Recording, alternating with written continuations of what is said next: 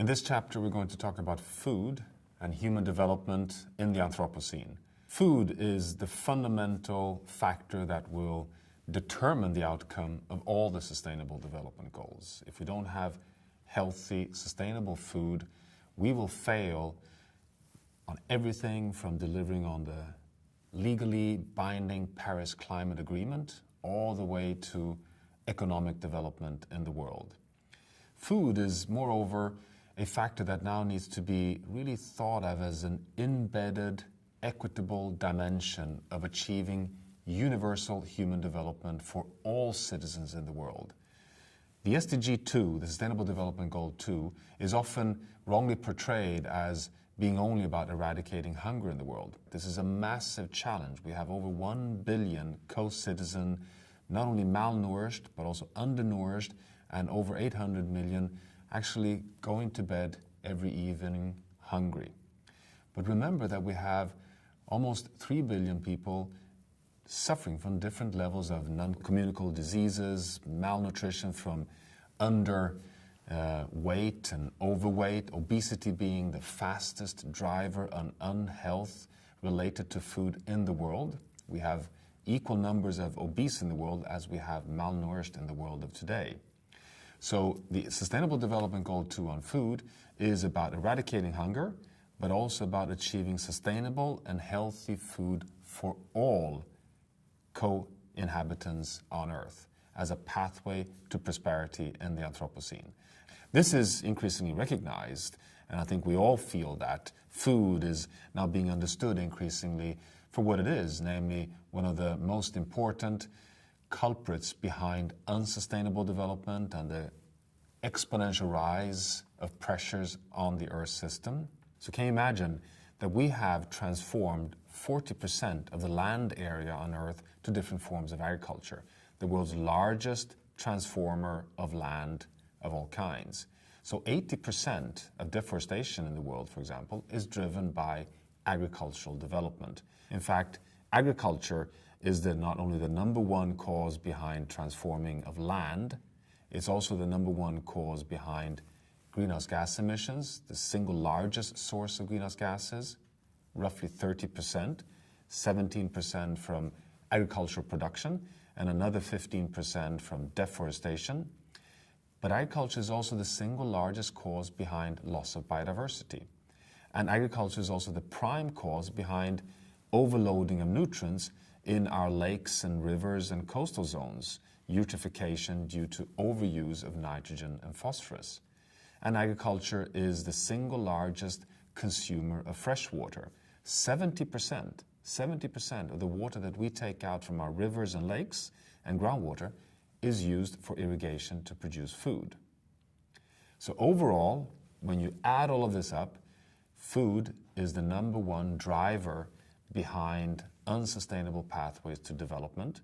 And at the same time, we know that to go from 7.6 billion to 9 billion co-citizens, where we have 1 billion malnourished today, will require in the order of 40 to 50% increase in food production by 2050, so only in 30 years' time, to stand a chance to deliver good diets for all human well-beings. This is a pace of increase in food production which equates nothing less than a new agricultural revolution. But as you sense already from just these overwhelming numbers of the unsustainable pressures of food, this is not any kind of agricultural revolution. It is a sustainable revolution. It requires a transformation to a food system in the world that stays within the planetary boundaries on biodiversity, on fresh water, on land, on climate, and of course also on the use of chemicals and nutrients. So we're talking of an enormous challenge, and that this is therefore why we can say that if we do not get it right on food, we will not get it right for planet, and therefore we're unlikely to get it right for development. So food is not only a determinant of the possibilities for us to have a sustainable future on a stable planet, it is also a determining factor behind the health of us as humans in the world of tomorrow, and that these two features need to be integrated. And the beauty of integrating them is that it creates enormous, untapped actually, potentials for a desirable future. We have so far not really invested in and found practical solutions that build social, ecological resilience where we integrate health and sustainability. But we have so much evidence out there that eating healthily also gives us better opportunities to be stewards of sustainable ecosystems, biomes, and the systems on Earth. And this is a necessity in the interconnected world of the Anthropocene.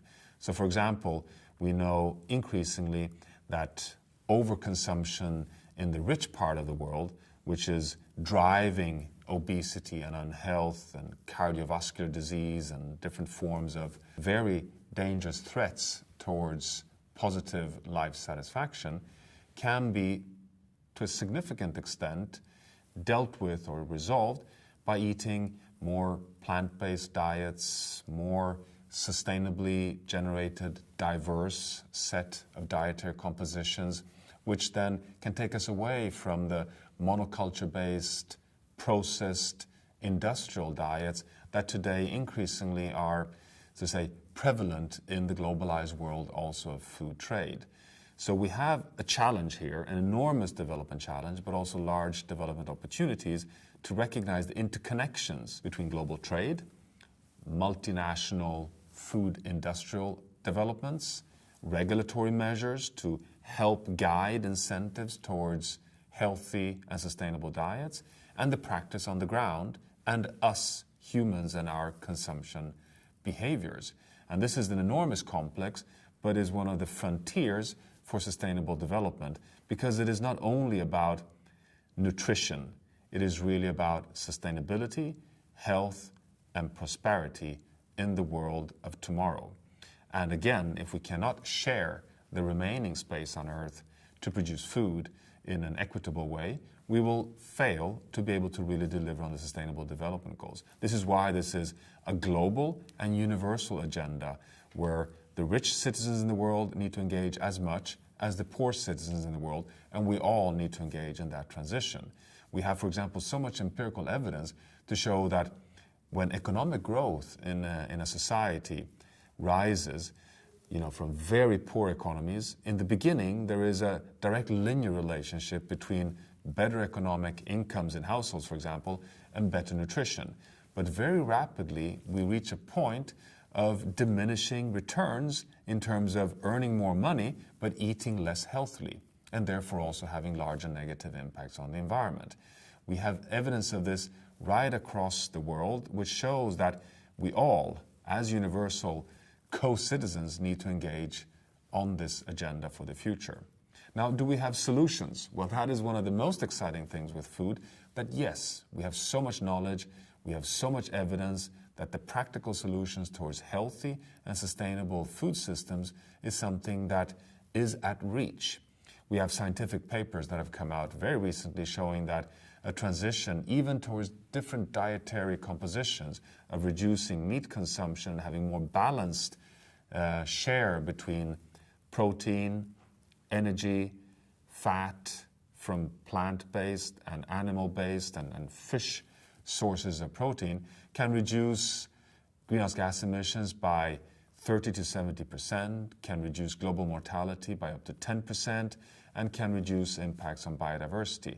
We have ample evidence of sustainable practices on the ground, from conservation tillage, where we do not plow the soil to be able to have more carbon dioxide taken up in the soil to build up organic matter, which increases rainfall infiltration and better yield possibilities in farming systems. We know that diverse farming systems that really have stewardship practices in harmony with landscapes can be more resilient and therefore deal better with disease patterns and droughts and floods and have a more even production of food and thereby livelihoods.